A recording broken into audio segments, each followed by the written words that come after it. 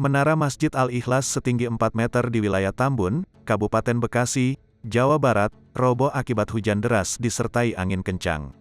Menara masjid tersebut roboh pada Selasa sore, tanggal 15 Februari tahun 2022. Awalnya sekitar jam 16 waktu Indonesia Barat mulai hujan deras. Kemudian tidak beberapa lama, hujan disertai angin kencang dan menara masjid sudah goyang. Lalu sekitar jam 17 sore, menaranya langsung roboh, ucap pengurus DKM Masjid Al-Ikhlas, Masin, 50, kepada wartawan pada Rabu, tanggal 16 Februari tahun 2022. Akibat kejadian tersebut, sebuah rumah sekaligus warung rusak berat setelah tertimpa menara masjid yang berada persis di sebelahnya.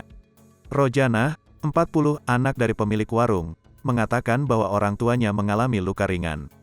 Saya enggak ada, terluka, hanya orang tua saya, Bu Umi, 67, tangannya kena jatuhan menara masjid itu, jadinya kena tangan, luka sedikit saja, ucap Rojana.